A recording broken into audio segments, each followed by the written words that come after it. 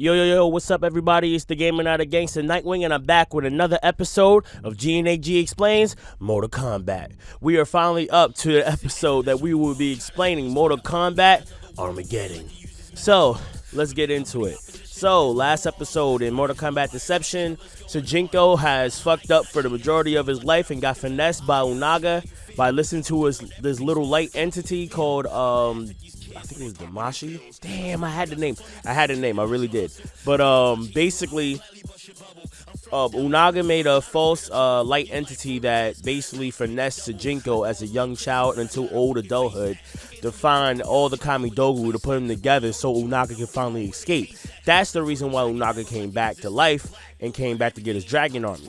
But basically, as far as like canon goes, it seems like Sujinko defeated Unaga, but he didn't beat him. He just like stopped him, or everything just kept going, and that was about it. Because everyone that was under control from Unaga got out of control from the Deadly Alliance. All the good guys were basically saved somehow.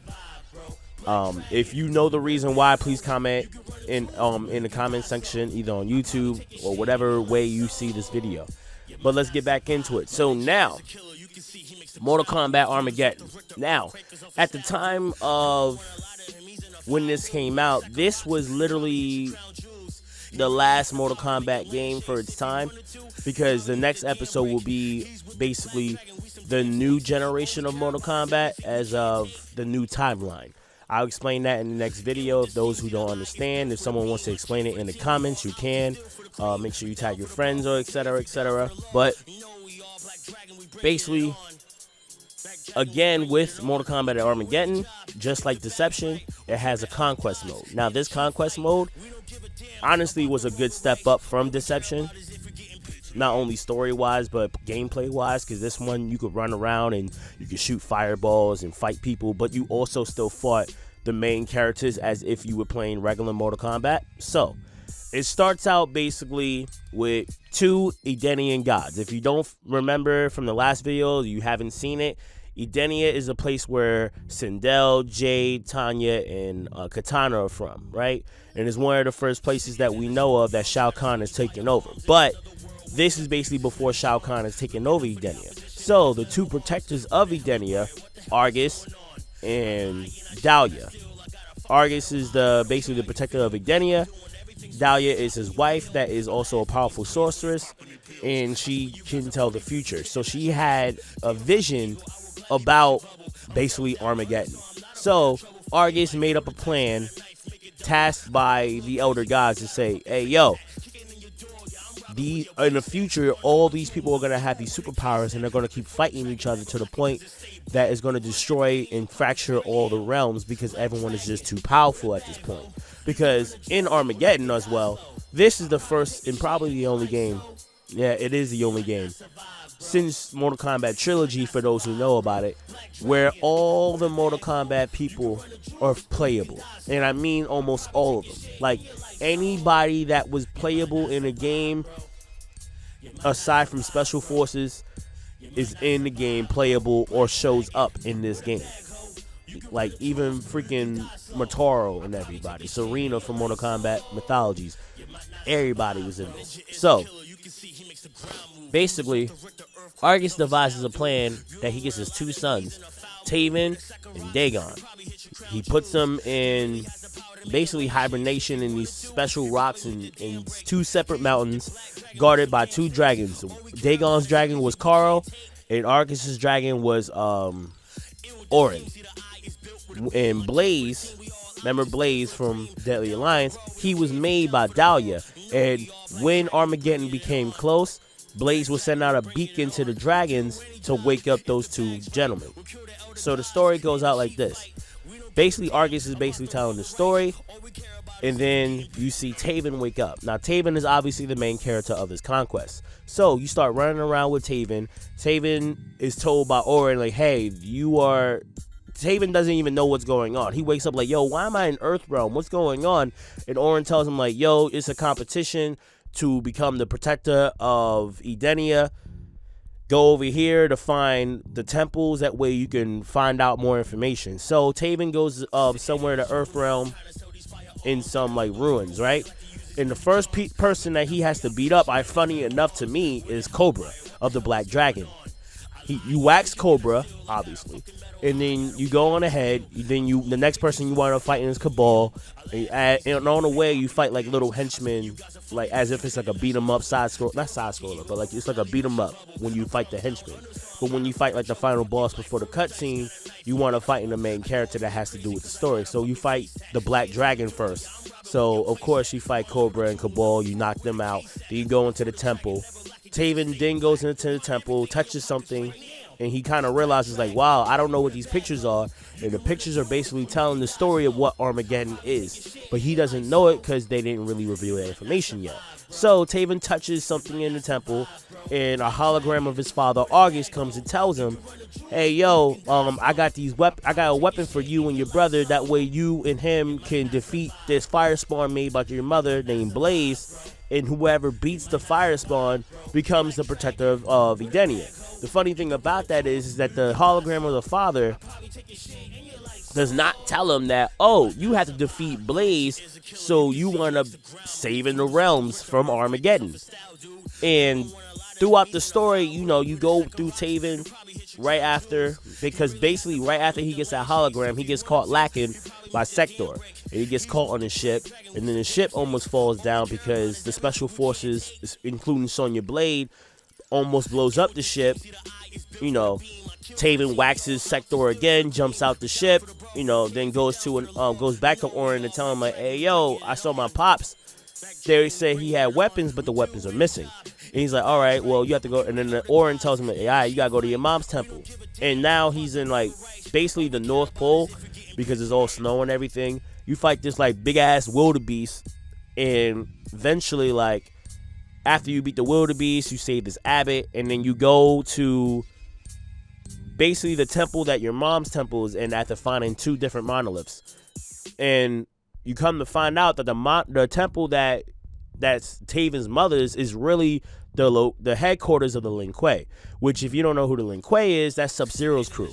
So you go in, fight the Lin Kuei, fight Sub-Zero. Sub-Zero and Taven wind up being cool because he recognizes that he has a dragon tattoo on his face. I'll show a picture in the visual. And you find your armor that the mom left for Taven. And then basically Noob Saibot pops up with his crew, and you help basically Sub-Zero beat up Noob Saibot and Smoke, because Smoke is still under control by Noob. And Sub-Zero's like, yo, good looks, and I could probably save my older brother because he's been so corrupted. Taven's like, I wish I could help, but I gotta keep it moving, bro. I gotta find my brother and whatever. Or I gotta find these guys who keep jumping him.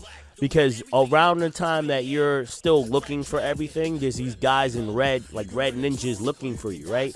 And basically, Sub-Zero lets him know, like, hey, yo, that's the red dragon. I know where they at. So Taven's like, all right, give me the details. Give me the addy. So Taven decides to go find them. He goes there, and he comes to realize that Dagon, his younger brother, actually is not only the leader, but like basically the originator of the red dragon. And his brother woken up years before Taven. He got woken up by mistake. So basically, Dagon just comes out with the truth. He don't hit him with a monologue or nothing. He don't try to finesse him. He just like, hey, yo, you know what I mean? I was woken up a long time ago. I made this whole organization up. And then Taven's like, hey, yo, that's weird because your people keep trying to kill me. And he's like, yeah, I'm trying to kill you. And he's like, what the fuck? And then Movado pulls up. You got wax Movado. And then you come to find out Karo, that was the dragon taking care of Dagon, was used and enslaved to make dragon men infusions and shit like that. So basically, you basically go see the dragon. The dragon tells him the information, like, hey, yo. The dragon tells Taven, like, hey, I woke up Dagon by accident because I lost mental contact with Blaze, and I thought that was the sign to wake him up. But because of that, he kind of went crazy. And then when he finally went and talked to his parents and found out the truth about why they woke up in the first place, he killed them. And then Taven's like, what? He killed our parents? And it's like, damn, son, he killed your parents for the prize? And because basically they were kept getting told like, oh, they're gonna get a prize when they win and beat Blaze. And basically Taven and Dagon was always under competition between each other.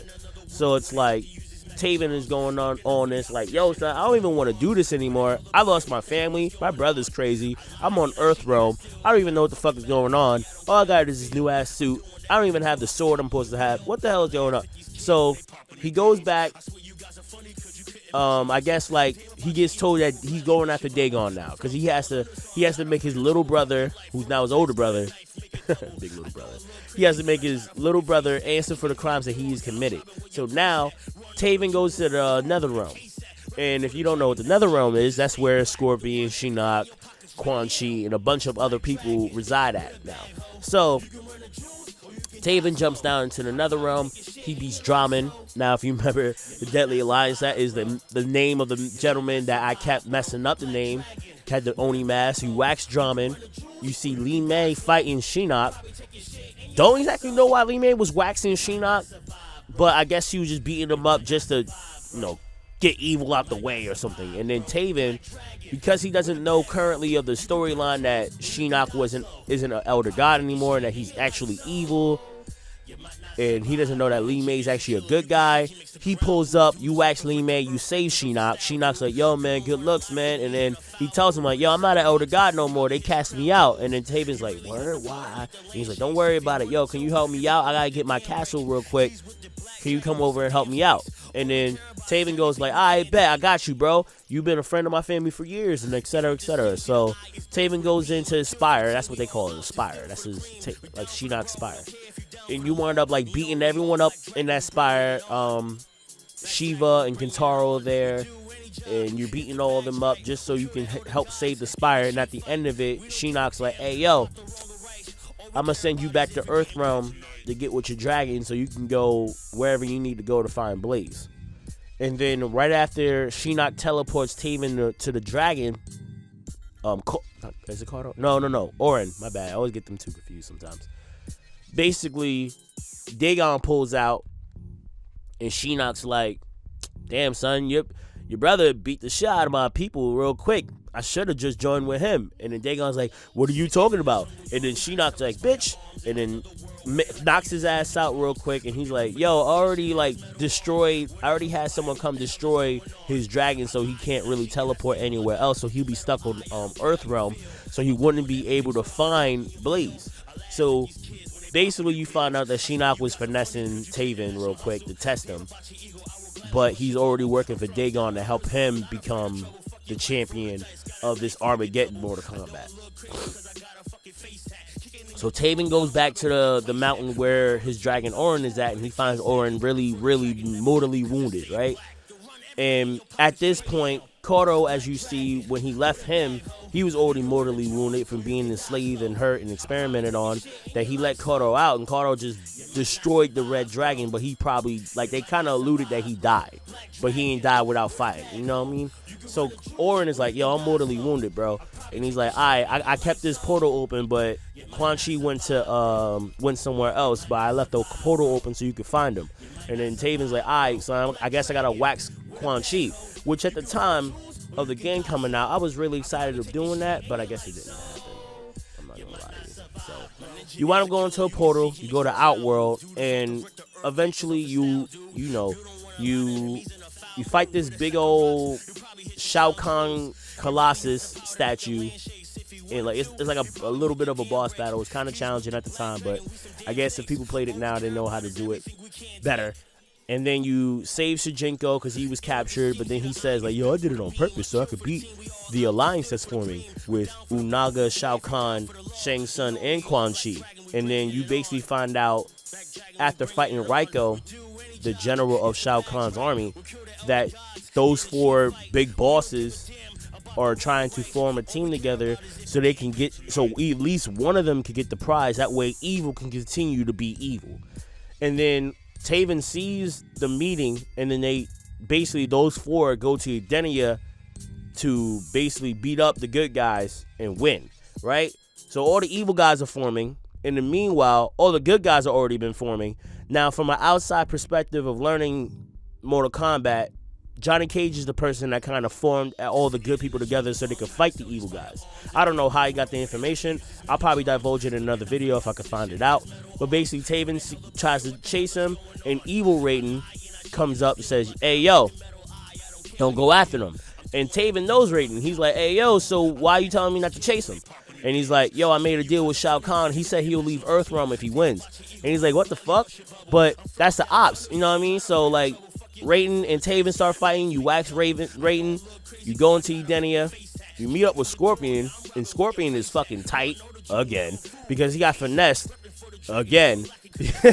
Because basically, remember how I told you in the last game of Deception, Scorpion was the champion for the Elder Gods to save basically everyone.